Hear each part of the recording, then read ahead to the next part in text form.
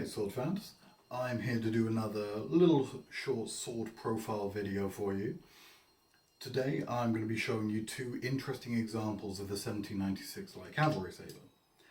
These examples are both of a regimental pattern that many of you may know, but to lots of you it'll be new. These are not often found and they are very easily dateable because they were almost exclusively used by members, well, officers, of the 24th Light Dragoons. The 24th Light Dragoons were light cavalry soldiers in the late 18th century to early 19th century. They were disbanded in 1819 after serving in the two of the Anglo-Maratha wars, and they were expert light cavalry who were, as well as fighting in Europe, their later experience was counter-cavalry tactics against Indian cavalry, and they were very good at it. They won many engagements and they earned the battle honour Hindustan and were allowed to carry the battle honour on their badge and banner. They had a regimental pattern sabre. It is based off of the 1796 Light Cavalry, and as you can see, it's a straighter version. All of these seem to be quite straight, except one example I've seen which had a heavy curve.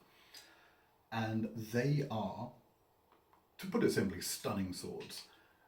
They have a thick back edge, as you would expect. They all seem to taper towards the end rather than having the leaf blade or slightly spatulated point. So they are thrusters, very similar to the Osborne and Gumby version, but these are very easily dateable, and we know specifically which unit they were used with and between which times. So whilst neither of the examples I will be showing you will be named, they belong to a limited number of officers who could afford one of these swords. So, coming for a bit of a close-up, this one is green dyed horn with a wonderful classical style squared off grip and this pavilion style of langet. The langet and the grip and the guard are the most common factors when identifying these. They come in a few different varieties, but they all have this grip. So if I adjust my lighting slightly, you can see it has that green grip and two rosettes on the hilt, very similar to a,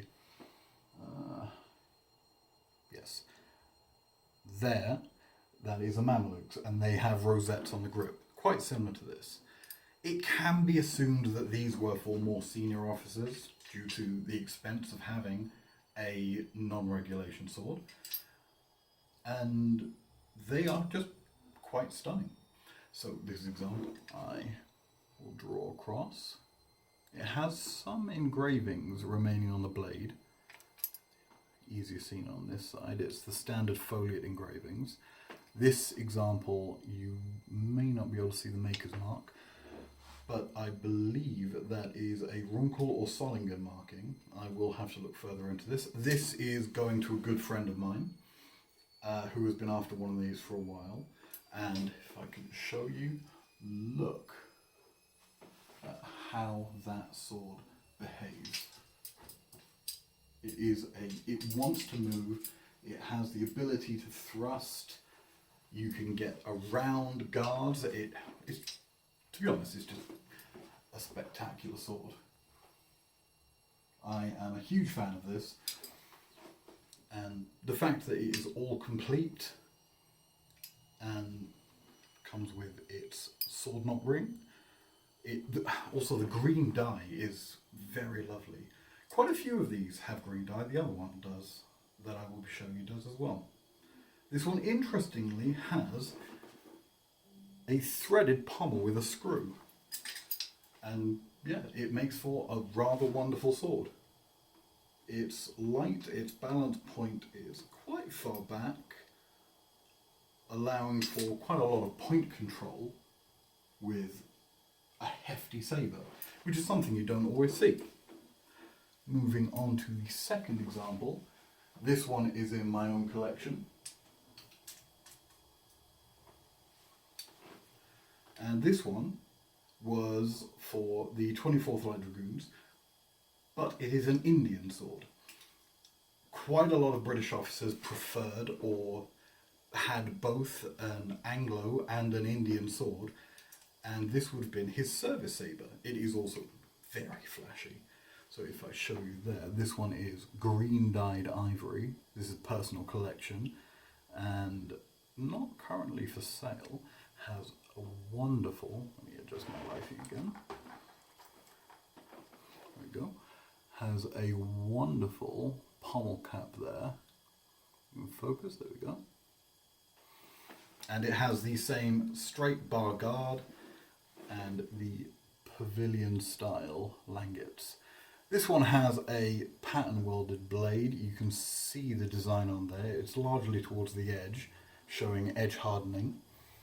And this sword was made all in India, in the style of the 24th Light Dragoon sabre.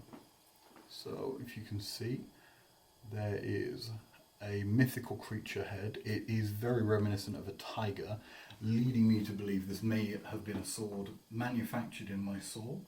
It also has a mythical creature or tiger on the Quion finial. And this one is more choppy. It is more slender, but it feels like a tulwar in the hand. It is very forward heavy, and if I can, if there's room, it is just hefty. It wants to move, it wants to slash. It is a true dragoon's weapon, because when they were on horseback they were like cavalry, and their job was primarily to charge through or harass targets.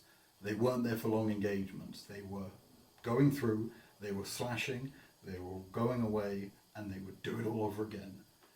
And this is a wonderful example of that. It does have a scabbard as well, which is packed away, which is it is leather with brass, just a shape and a throat, if I remember right.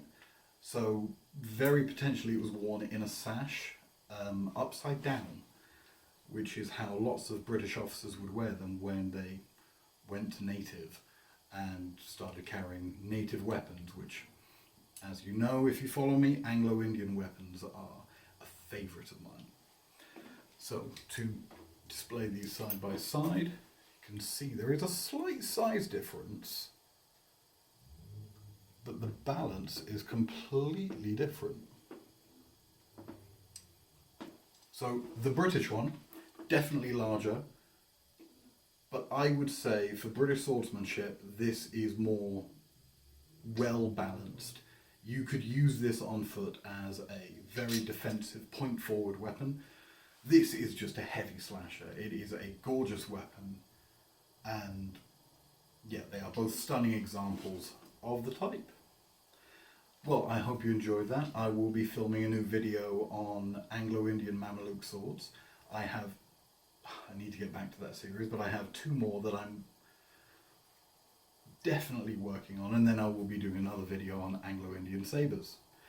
Well, I hope you enjoyed. Look up the 24th Light Dragoons, look up their swords, check out how wonderful these things are. They are hard to find, being one unit that existed for quite a short amount of time, but saw a lot of service. Well, take it easy, sword fans. Have a good day.